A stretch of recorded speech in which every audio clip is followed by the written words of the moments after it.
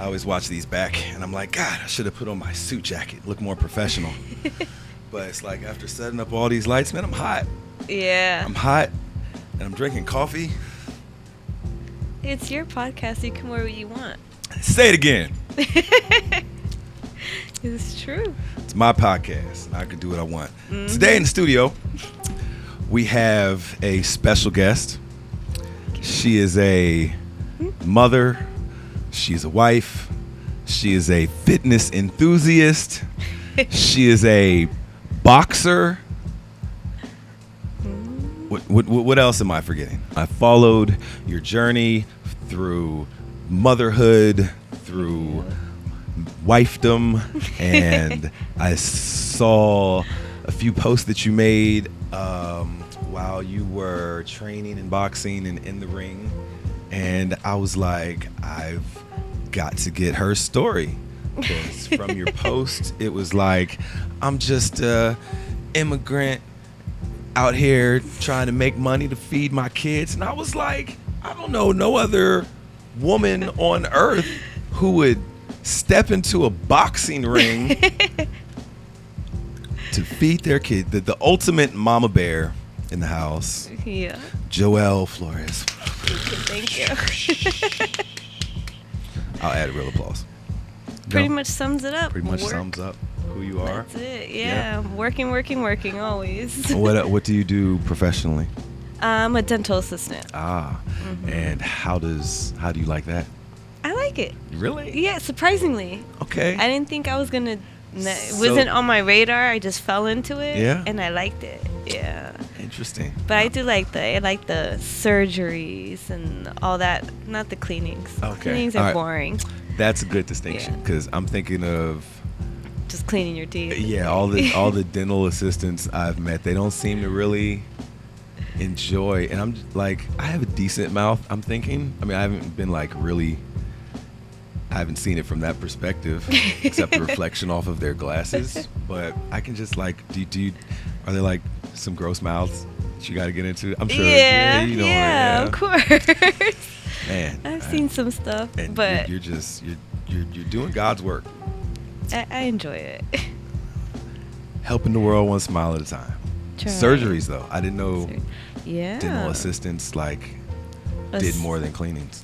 Oh yeah, we used to. So we're literally right under the doctor. So whatever procedure the doctor does, we have to be there.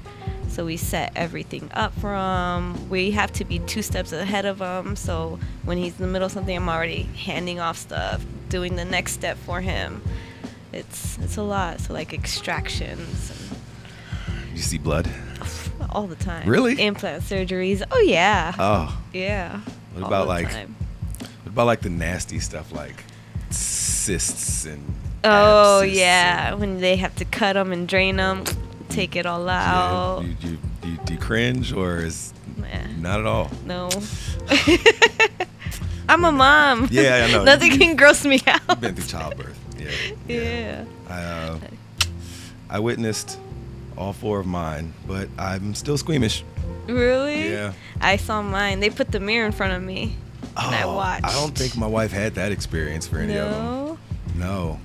They were I all, liked it. They were all actually kind of traumatic. So there wasn't really Oh. like, hey, watch what's going on. It was more like, oh my God, she needs more fluid. The baby's suffocating. Oh my God. Oh, yeah, that's She's- scary. She's hemorrhaging. Oh my God. It was an event every time. No, she doesn't want to watch that. Yeah. But yeah, I got to see like, the placenta. This interview is taking a weird turn. But yeah, just nasty. Smelled up the whole room. Oh, Just like the inside of someone's body. Oh yeah, when But- they're like, push one more time, I was like, what? He's right there. Like, you have to take out the placenta. I didn't know. That's exactly what they said too. That's Yeah. funny. Yeah. And then, some cultures, they actually take that home and fry it up. Eat it. I've heard they make them into vitamins too. Mm. It's supposed to be like really good for you. It is. The vitamins in there. I mean, I've done 2 litters with my dogs. Once again, a strange turn for this interview. And yeah, she actually eats the placenta from all of them. Yeah. And that's just natural. She needs the rehabilitation back in from all of the energy she's expending. Yes, I wonder why humans don't. Because we're squeamish. Did you have any interest at all in? Yeah, I wouldn't mind. Trying to, yeah? I'd try it. You try a vitamin placenta? Yeah. What's the weirdest thing that you've eaten? The weirdest thing I've eaten? This is developing into a segment. I don't know why I asked all my guests this. Like chocolate-covered crickets or something. I've had crickets, but that's normal in Mexico. Rattlesnake. Fried crickets. Grasshoppers. Octopus. Oh yeah, I actually like octopus. Really? It's good. Never had everybody who's had octopus says they like it, but I've never had it. I like it. I think the worst thing is alligator. Really? Why is that weird?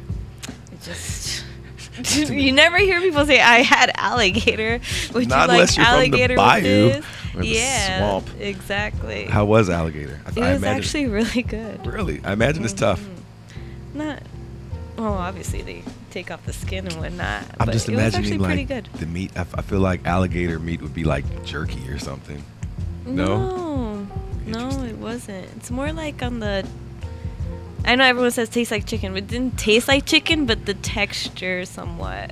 Everything tastes like chicken. Yeah. Interesting. Huh. It was good. Turtle? No, turtles are my favorite animal. I can't. Really? Yes. What is it about the turtle? I love how majestic they look. When they're swimming, they're just in their own little world, minding their own business. Interesting. When I look at turtles, I feel like they're like mad at the world. Like, this some bullshit. It's like Leave me alone. They go so slow. And then I've seen like the X-ray of a turtle inside of his shell, and like its skeleton is like so small inside and it's like so sad. Like you have all that I think shell. they're beautiful. They are interesting to look at for sure. I like that they're in their own little world, just swimming, minding their own business. This is true. So turtles versus a tortoise isn't like tortoise. Are those the big ones? Land. So turtles are in water. Yeah, so the sea turtles, water. There's some that are the sea turtles more water, tortoise are more land, and then there's some that are like in the middle that they like to bask in the sun, go in the water for a while, bask in the sun. I had one of those as a kid. I think that's why I love them so much. It was like this big, and I named him Slowpoke. See, their whole existence, even people that love them just make fun of them. They don't even realize. Poor Slowpoke. Yeah. So did Slowpoke come from like a pet store? Or did you just find Slowpoke outside? No, we bought him at a pet store Really? in Juarez, in Mexico. Really? My grandma got him for me, and he lived for a good while. Oh, turtles live. They live a long time. Yeah. Wow. What did you feed it? Those little like pellets and lettuce and No live bugs. crickets. Crickets. All right. Slowpoke had the good life. He did. He was a good turtle. I saw a documentary and it was talking about I forget what it was talking about, but there was a part in it where they were talking about species that have lasted through extinctions. They were saying like 99% of the species on Earth have already been extinct, and all of these extinction level events like ice ages and floods and stuff, and how they've wiped out all of these species. And they were saying that the only species, I think, to not be affected by these extinction level events were insects, birds, and the crocodiles. Yeah, that makes sense. It didn't make sense to me. I don't know. Why? Insects and birds, I guess, because they can like fly above it, and I guess the birds eat the insects, so that was their food. But the crocodiles, I was like, how the hell does a crocodile live for millions of years, outlive all these other species? Like, what is it eating? And apparently crocodiles can hibernate. Did you know that? Okay. They get to like surface level, and the ice encases around them and freezes them, and they leave their noses above the ice so that they can breathe, and they just chill, literally, for however long, and just wait out the storm until the ice thaws, and then they just go back to life. So it's kind of like those frogs. Frogs. That where they freeze, their heart stops. Yeah. And then when it defrosts, it starts beating again. Reptiles. Yeah. I need some of that. I'd go to sleep for a few years and just let the storm pass. That would be nice. Wake up like, hey, what's going on now? No, put me back in the ice. Oh, boy. All right, that was fun. So, getting back to you, what got you on your fitness journey? Have you always been a fitness enthusiast? I've always enjoyed being active since a kid. Like sports? Oh, yeah. Every sport. Every sport. Pretty much. First one I ever did was cheerleading when I was in kinder. Okay. My kindergarten teacher ran a cheerleading thing and asked my mom permission for me to join because I like to dance and sing. And then I was at cheerleading practice and I was like, I am not enjoying this. This is not for me. Really? Even that young? That young. And I remember there was boys practicing baseball. And I remember I watched them and I was like, that looks fun. So eventually I told my mom I don't want to do cheerleading. And she said, what do you want to do? And I said, that. So she put me in baseball. On the boys? Was it a co-ed team? It was all boys. Really? First it was co-ed. I did t-ball. Okay. And then when I moved on to baseball, I was the only girl. How did that go? Good. Yeah, I would slide to the bases. I would make my dad paint my face for the games. It was fun. What was it like being the only girl on the team? You know, at that age, you don't really notice Really? it. Boys didn't like tease you? No. When you got to bat, they weren't like, get closer to the plate. No. No? No. Man. They treated me like one of the guys. Really? Pretty much. Good for them. Yeah. Wow.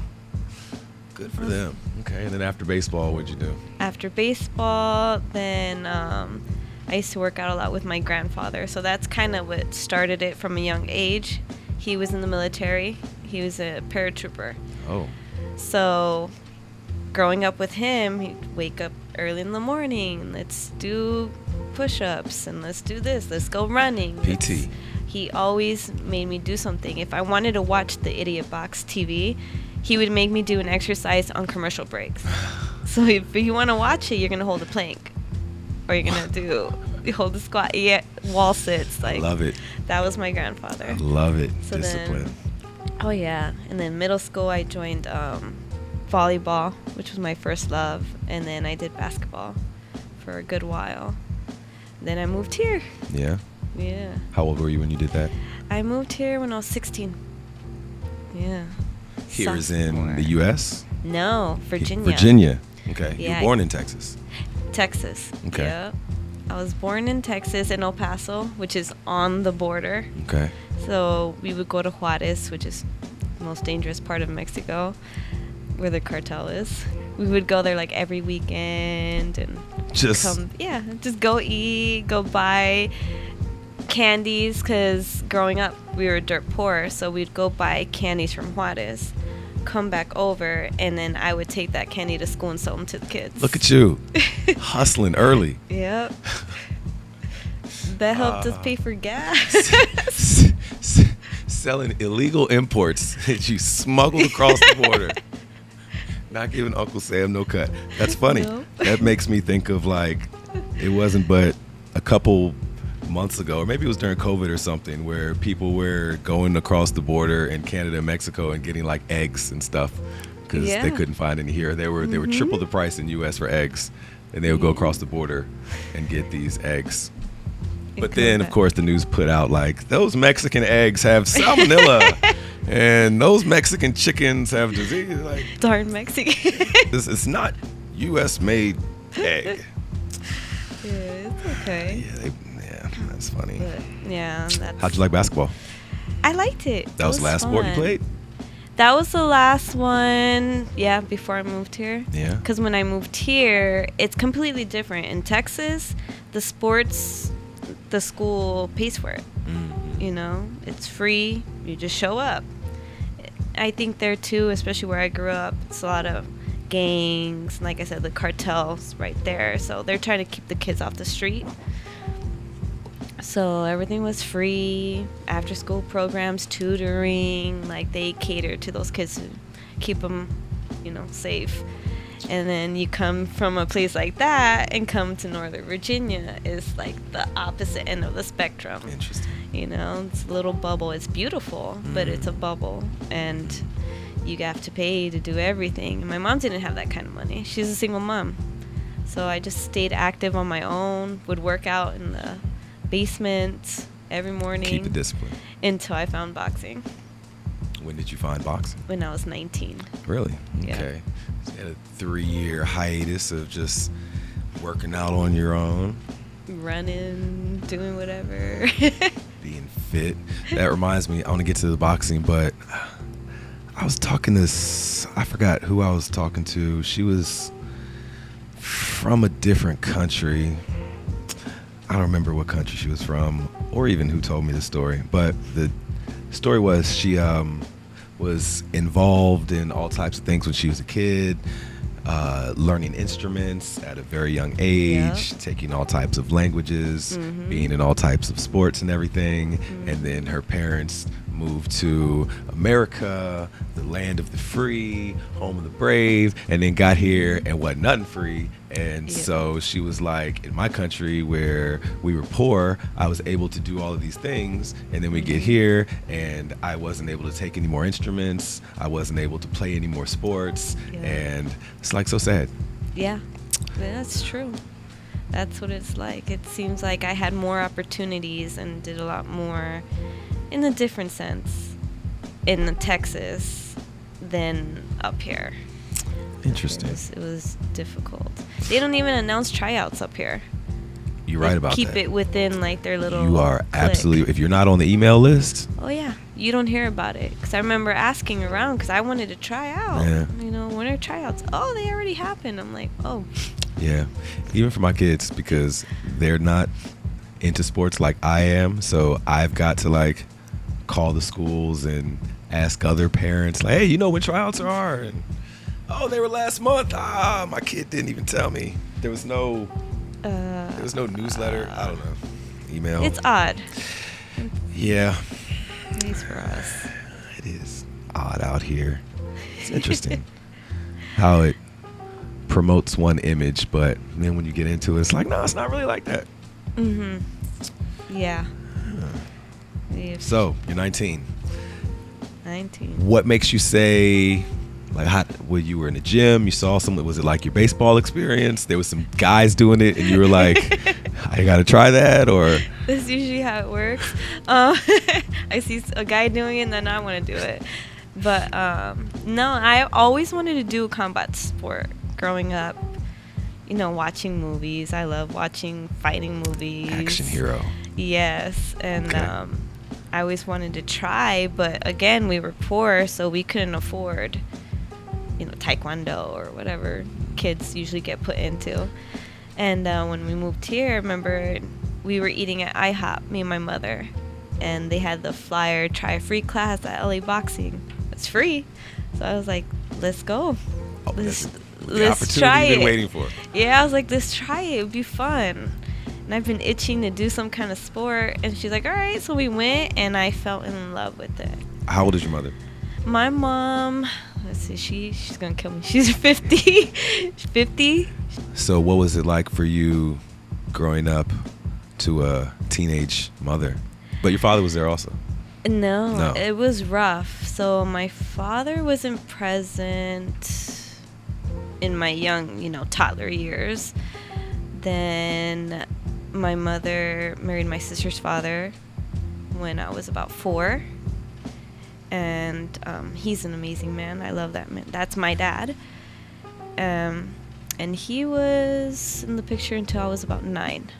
And then they split. And it was just me, my sister, and my mom. And it was rough, not only a single mom, but she had me as a teenager. So she's learning and growing with me, which now as a mom, I can reflect and understand. That's deep. But same boat. Yeah, but back then I was like, oh, let me just stay out of her way. Yeah, it was really rough, but now I understand. She was going through a lot. Yeah, I saw a meme or something that said, we don't realize as kids that we're watching our parents grow up at the same time they're watching us grow up. Yeah. And I was like, man, these memes get deep. It's true. And I never really thought about it like that. Like, yeah, so, when I was 15, she was 30. Like, my son is 18 now, and I'm 42, and I couldn't imagine. No, it's rough. Couldn't imagine. Yes. I do that all the time. I'm like, I do the math. And I was there, and I still can't imagine. Yeah. Like, it feels like a different lifetime almost, doesn't it? Definitely. It does. Definitely. It was really rough, but. How old is your son? He's 6. 6. Yes. What's his name? Lennox. Mm-hmm. A boxer. True to form. I am. My son's name is Lennox, my dog's name is Pac-Man, and my cat's name is Loma. Oh, okay. All right. Are those your top 3? No, I loved the name Lennox before I even connected it with boxing. That was just the final sign, like I have to name my son Lennox. Yeah, that was the sign. That was the sign. No, I had a dream before I even knew I was pregnant that I had a little boy. And in my dream, he was named something with an L. You know, when you wake up and you're like, I like that name, but I can't remember. Yeah. Then I was like, okay, whatever.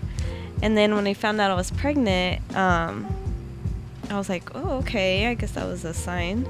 And when I found out he was a boy, I got a book and went straight to the L sections, and Lennox is the one that jumped out at me. Then I was like, oh, Lennox Lewis. It's final. I'm not budging. That's deep. I like it. And your husband was on board? He was like, whatever. He had no choice.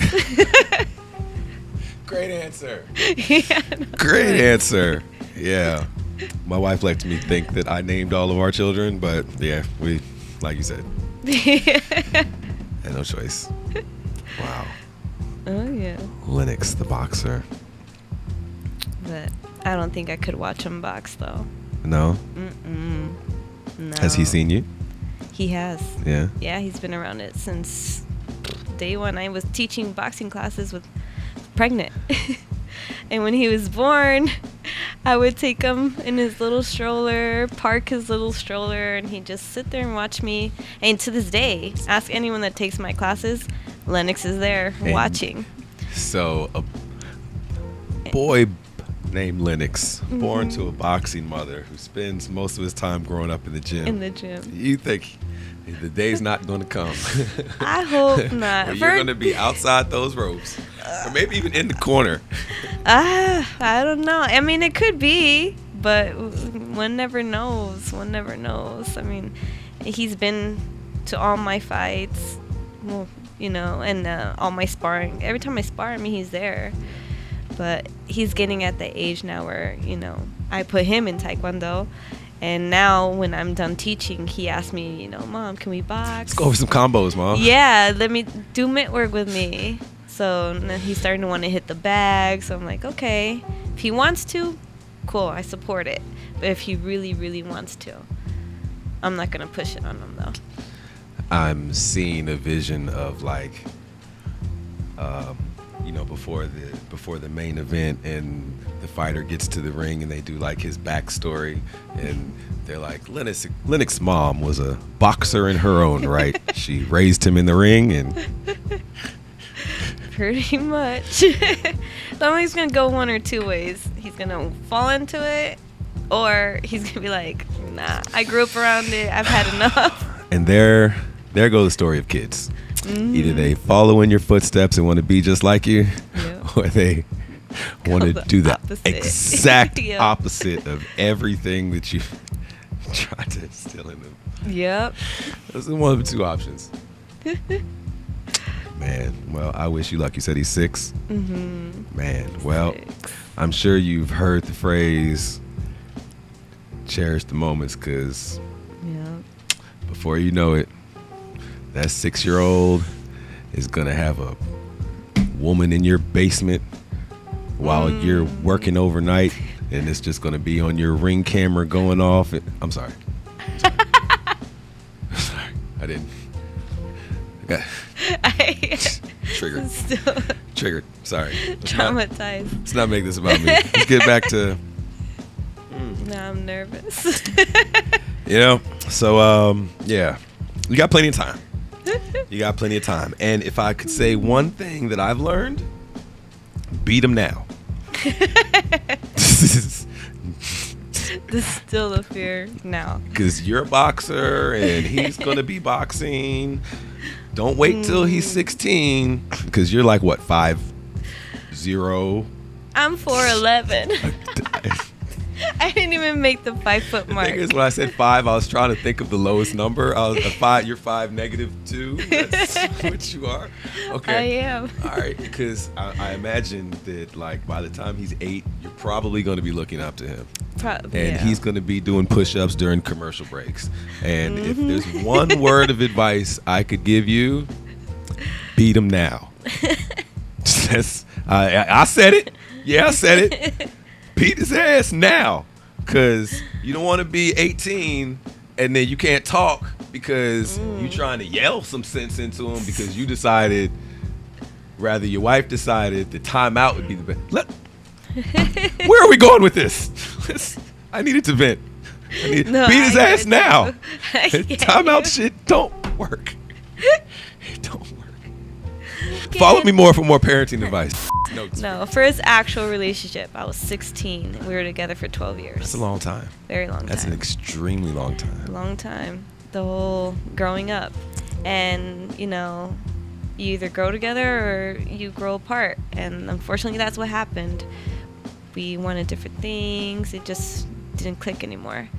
And I became a single mom. And I was like, well, this is it.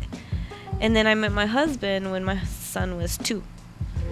And he's been the father figure ever since. And, you know, I struggle with watching my mom play both roles.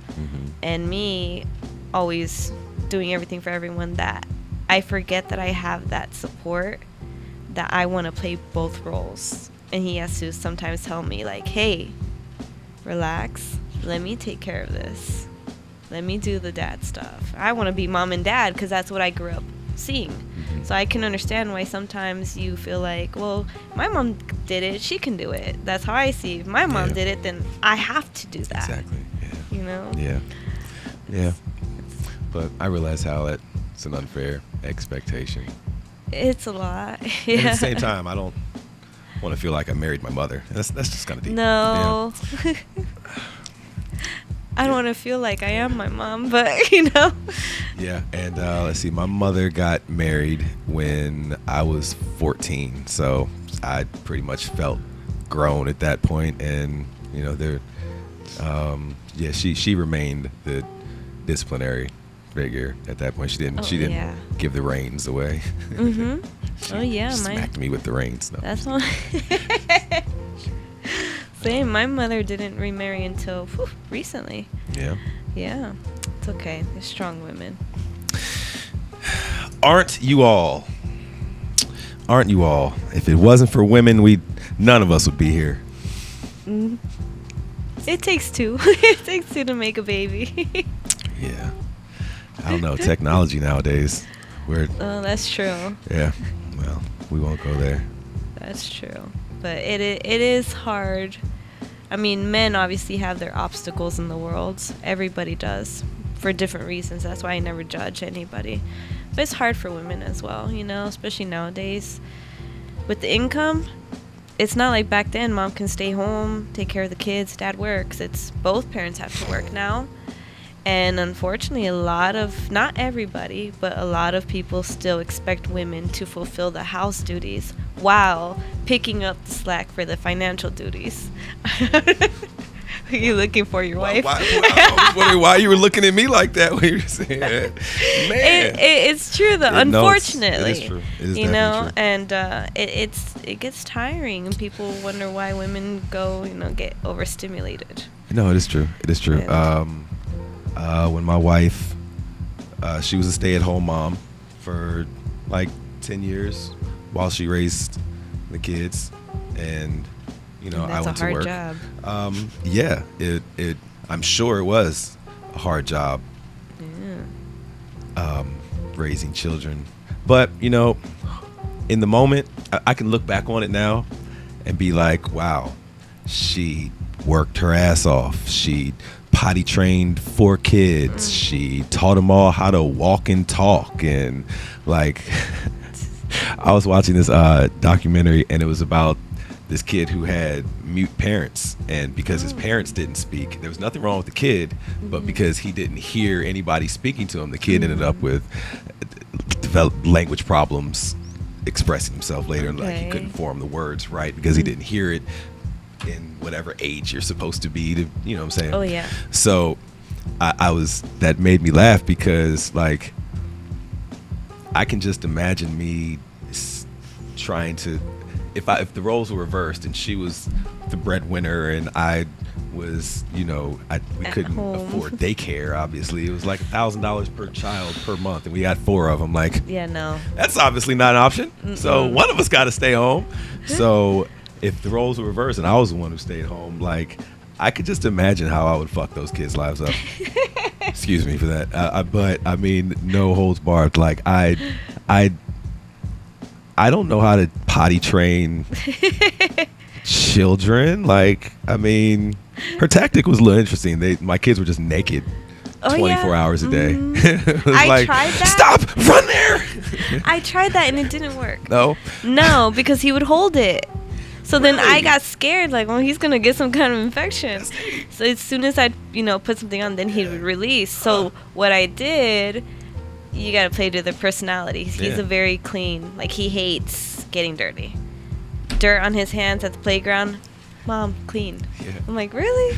So what I did was I just put the underwear on him, let him pee himself, and he hated that. He was like, and he's been potty trained ever since. I was imagining you were going to be like, we go to the toilet and I put the diaper in front of his wee-wee, and then starts to pull it away real fast. And it's like that. But see, like that's the shit that I would have done trying to parent, like try to figure this stuff out. Like lure him. Yeah, like a carrot on a string, but it's a diaper. And like, come on, bring your wee-wee this way. And like, so, and I can, and if I'm sitting in a house with 3 bodies, but they can't talk, it's like, my mind isn't going to tell me that I need to carry on a conversation with these kids. Like, I'm either going to be watching TV, I'm going to be doing something, and they're going to be sitting there quiet, and I'm going to be sitting there quiet, and then 10 years is going to go by, and we're like, how come our kids don't talk?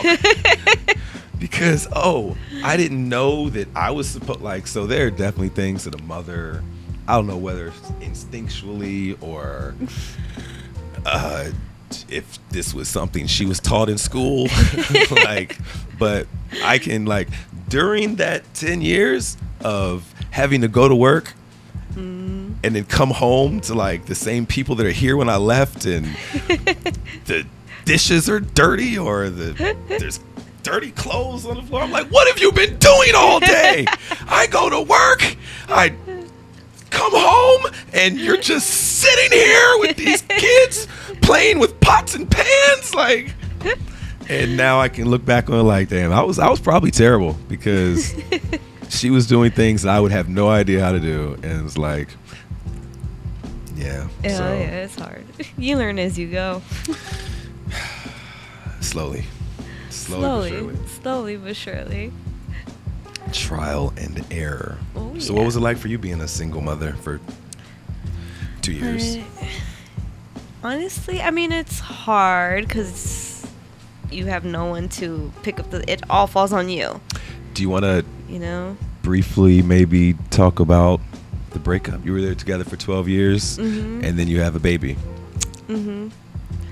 Yeah, so before that, I mean, we had kind of started drifting apart, and I actually have polycystic ovaries, so they told me I couldn't have kids. Interesting. 80% chance. I was like, okay, and I thought it was true because for years, I mean, we didn't use anything. I never got pregnant, so I was like, okay. When I saw us drifting apart, I'm like, well, at least we don't have a kid, but I still kind of wanted to try. Then boom, pregnant. So then I sat down and was like, hey, this is bigger than us. I really want to try to make it work, try to be a family. If you want to, then we have to for reals give it a shot. And he agreed, and I felt like I was the only one trying. He just wasn't there, and I could tell that it's not what he wanted. And, you know, you hope and you hope and you wait and you wait, but then you start going crazy, you know? And I don't want to push something on someone that if they don't want it, they don't want it. And eventually I'm going to resent him, he's going to resent me, and I don't want that for my kid to grow up in that environment. So eventually it's not working. Eventually, you know, the visits became less and less and less, and he just fell off the face of earth. So not present, but, you know, it breaks my heart in a sense because I know what that's like, because I grew up with that.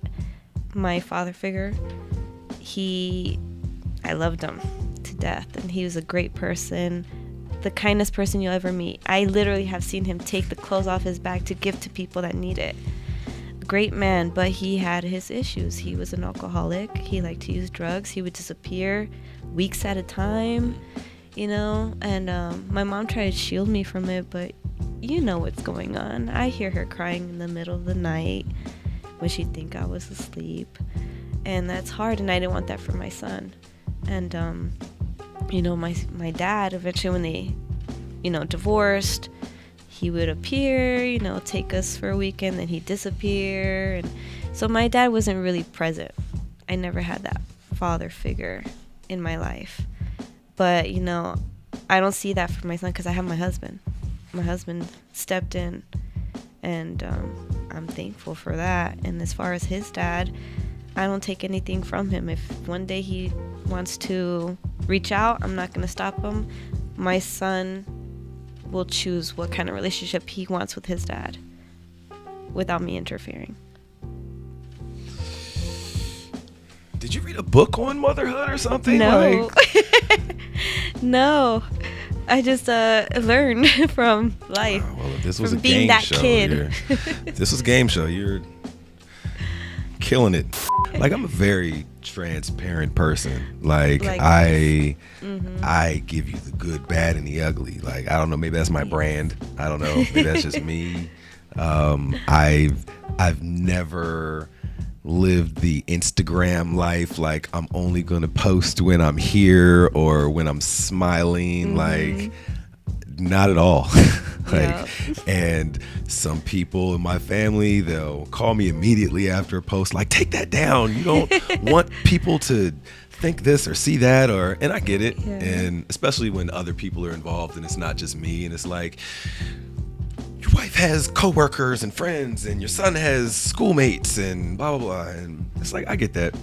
But at the same time, it's like, I don't know. It's kind of, I don't know, therapy to me, maybe, to vent or get out, because just as many people say, you shouldn't put that out there, there's a whole lot of people who will DM me or comment and be like, I'm going through the same thing, or I've been searching for answers for that myself, or I dealt with that also because I have raised my kids and now I'm a grandparent, and you know, so it's like,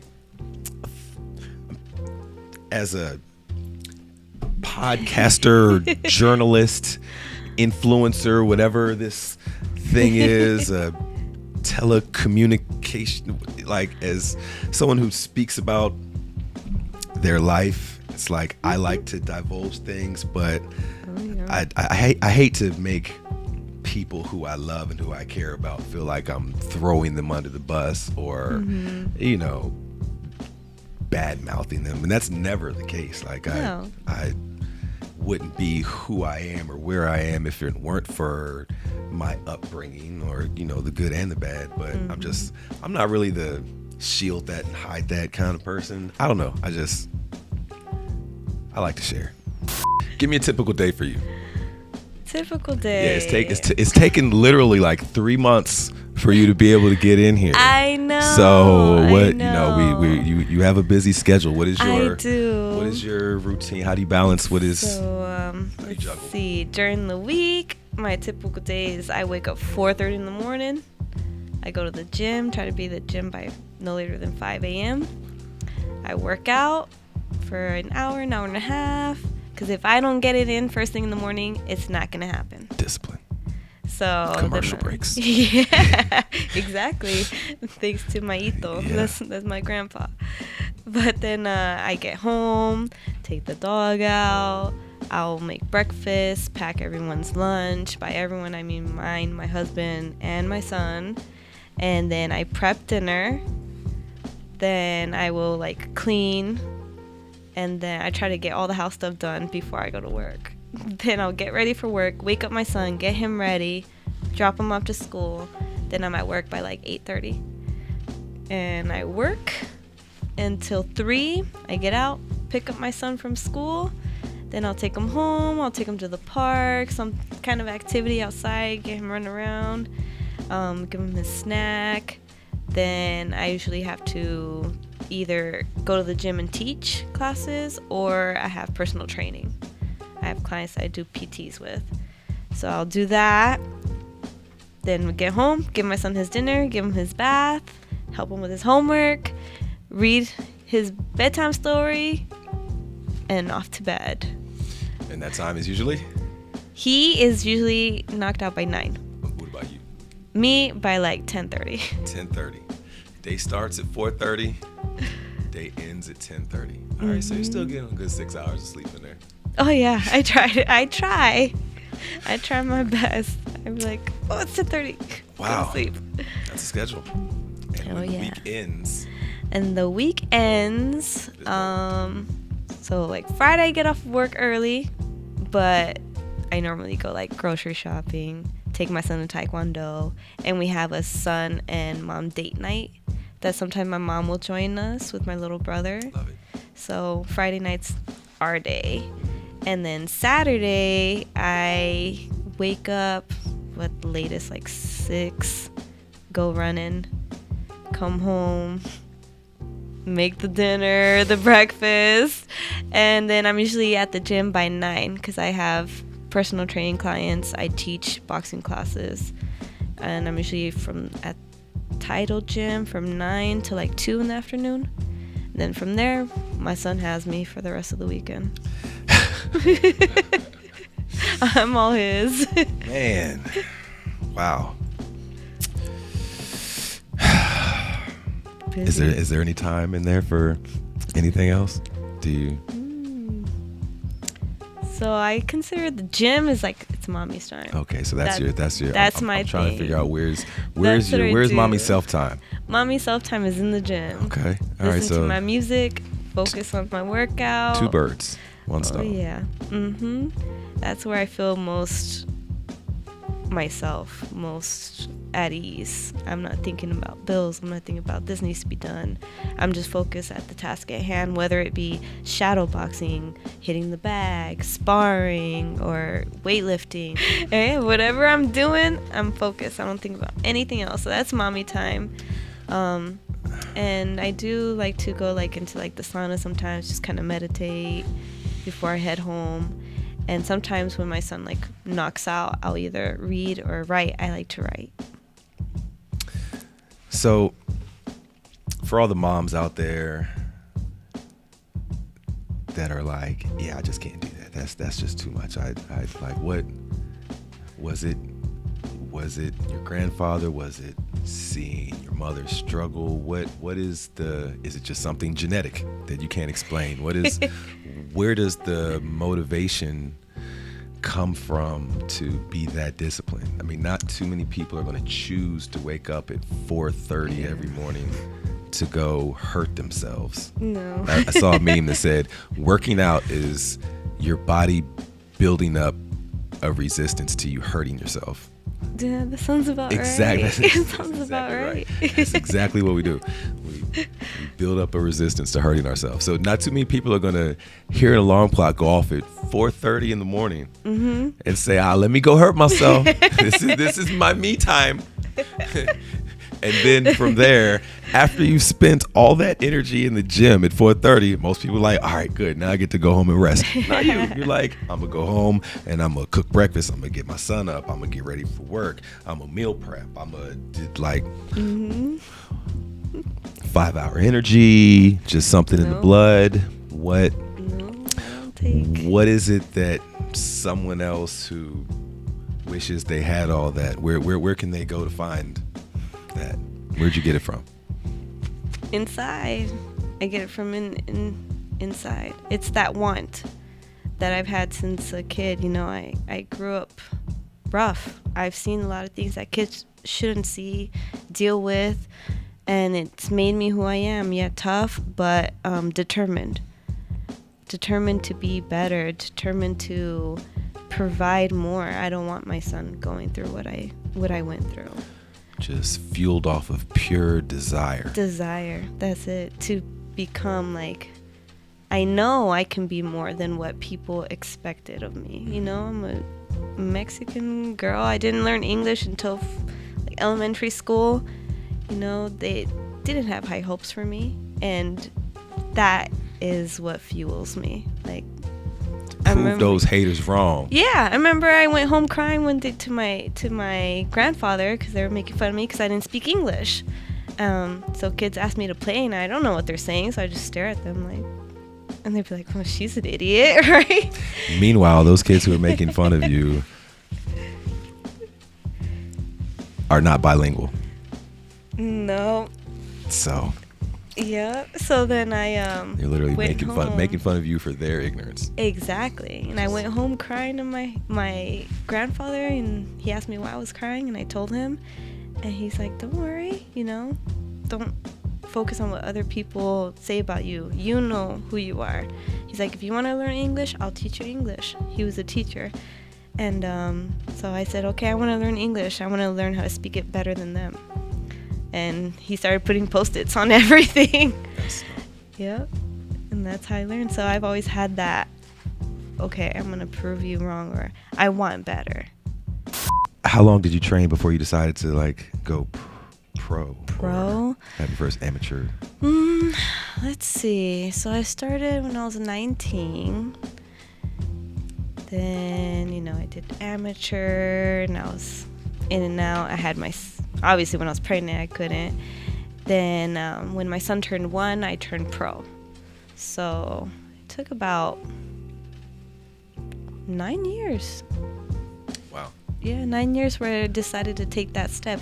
And the thing is, like, my stepdad, who's my coach, he's always saying, "You are the hardest person to convince," because he had been telling me that years before. Like, "Come on, let's go pro. We can do this. We can do that." And I'm like, "Yeah, I'll think about it." That's always my answer.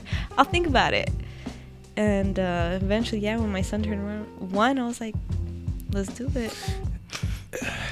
And you were more just the competition, or to see if you can do it. You wanted a belt. You wanted the money. Like, what ultimately, you just wanted to get in there and kick somebody's ass? Like, what? I was a single mom. I had a lot of pent up aggression. I'm joking. I get it. No. Beat your kids. No, the thing was definitely not the money, because we don't make anything really, unless you finally get to that Canelo, Floyd Mayweather level. Yeah. We don't make much. But and it's not the belt. It's the love for the sport. I love the sport. Is there, I don't know, just what is the, like, I've fought before, but out of like rage, like somebody got me to that point where I couldn't express myself verbally anymore. I take it out physically, prove my point, which doesn't make any sense at all. Logic doesn't go to the stronger person. Like, but so for someone to just want to voluntarily step in there. Is it strictly boxing? Have you ever tried MMA, or do you? No, I mean, I did like classes on kickboxing, but compete wise, yeah, just boxing. You just like to stand up and go toe to toe. Yep, just like the classics. I'm an old spirit, so I enjoy it. And it's, like I said, it's not the money. It's not, obviously not fame, because I don't like being in front of cameras. No. But again, it's just that drive and desire to challenge myself. Like, I know I can do it. Like, let's see how far I can go with this. Let's see how far I can do it. And I just love it. I love being in there. That's another thing I do for me. Yeah. And I think everyone should have something like that where you do for you. Nothing else. Not because you're getting money, not because you're getting noticed. It's just you do it because you want to. Still a heavily male-dominated sport, just like you playing t-ball. Yep. Yep. So you've been training for this your whole life, pretty much, without knowing. Would you ever fight a man? Well, I've sparred plenty. Oh man. Yeah, there was always only one other girl in the gym, which was Tori Nelson. I'm sure you've heard of her. She's a 6-time world champion, obviously bigger than me. So that was the only other woman I had to spar. Really? Yeah. Which doesn't count because she punches just as hard as man does. But that's interesting that you said, though, because the woman that you're fighting, she's probably better than most men. So for me to ask you what you get in the ring with a man, it's like, I'll whoop a dude's ass. Oh man, wow, that's great. What's been like the most? I mean, you say it's fun, but what's been the most challenging thing? Boxing. I mean, besides like when you have to make weight, that's always not fun. But I would say the part that I least enjoy is the whole production of it, the business side of it. I don't like it at all. A lot of politics, and it's so unorganized. Really? Oh yes. You show up for weigh-ins and it's like everyone's just standing around in a room like this, and then they're like, have you had your exam yet? Have you? Okay, you go there. Oh, you already did. Oh, you have to go back to get this form from this person and go see this doctor. No one told me beforehand. Oh, well, we're telling you now. And you have like literally the day before the fight. They don't have everything in order. And I'm kind of OCD, so that drives me nuts. Are all leagues like once you go pro, is that like being in the league, or is like the World Boxing Federation? Is that what everyone is a part of, or are there just mom and pop shops like, yeah, we're a boxing league? No, you have to get certified. Okay. So you have to go through USA Boxing. Got you. You have to get your license. Certain gyms too, like you can't just spar at any gym. They have to be USA Boxing. Really? Yeah, authorized. They have to get a certificate, get signed off. The actual trainers that train fighters have to attend every year. These meetings where they all join and they teach them proper what yes and no's and rules and this rule change or this rule change. It's a lot that goes behind it. Really? Yeah. Huh. Do you have to like pay dues? Well, yeah, you have to pay to get your license. You have to pay for, that's what I'm saying, we don't make money. You have to pay for your exams. Obviously you're fighting. You have to have the doctor check you. You have to have blood work to make sure you're not going to transmit anything because we're bleeding and sweating all over each other. You have to get your eyes checked. Yeah. That sucks. Think about how many people like miss opportunities because they can't afford it. Yeah. Oh yeah. Like I looked into getting my daughter into gymnastics. I looked into putting myself into gymnastics. I thought that was fun. That might be more my speed. Gymnastics. Yeah, there you go. Let me try and tuck and roll. Something like that. But actually, I wanted to do the uneven bars and the rings. Oh yeah, that's hard. Yeah, I wanted to try those. Looked like a challenge. But I went into the gym and they were like, "Yeah, it's going to be $800 a month for you and your daughter to come 2 nights a week during open gym." What? To swing on some bars? Are you fucking Let's go to the park. Are you serious? All right, so I guess we're not going to do gymnastics. And then trying to get my kids into drums and instruments. Oh yeah. Football, AAU, basketball, everything's expensive. Crazy expensive. It's expensive. Which kind of limits, Mm-hmm. I was watching what was it? I think it was the draft. I think it was the WNBA draft I was watching. And it's so interesting to me when they interview these players that just got drafted. Mm-hmm. All the black players had the same answer and all the white players had the same answer, but they were different. All the black players would say, "We grew up poor and crying, and I'm glad I made it here so that now I can change my family's life and put us on a different trajectory. And another black girl comes up and, oh, I did this, and my mom, she raised us, and we were poor, and 12 people in one bed, and everybody's crying, and then another black girl gets up and, oh, we were poor, and now, and it's like, then the white person gets up. And she's like, well, I had all the best coaches, and my father was actually the coach of Kobe Bryant's nephew, and his trainer, they've been training me since I was 6 years old. So, and it's like, then another white person gets up and they're like, yeah, I went to such and such camp, and I've been doing this. And it's like, you got y'all that can afford this, that have been getting training. Mm-hmm. And after all that, you can only just compete with the people that are doing this out of pure desperation, that I'm going to feed my family. Like, the different motivation, desire between the two is amazing to me. And so putting that in the context of you, like you when you get up in the ring and you're fighting somebody who's, had elite trainers, or their father was Rocky Balboa's cousin, and something like that. And I know, fake person, but it's like I don't know, your desire, like that element that you said that you have, your heart, that's like something that, like, you can't teach heart. You know what I'm saying? You can teach skill, you can learn, you can increase talent, but you can't teach heart. Like, you just And as you know, when your jab is gone, like, that's all you got left is heart. And your knees. And your knees. You just hope the person will stop hitting you. Throw in the towel. Man. But that's the beauty of it, isn't it? Like how you said, all the, black people had the same answer, all the white people had the same answer, but they ended up in the same spot. Doesn't matter where you come from, doesn't matter your background. If you want it, you can get there. Amen, sister. That's the beauty of it, The only person that can stop you is you. That's it. If you let a pebble in your shoe get in the way, well, then that's on you. It's not the pebble's fault.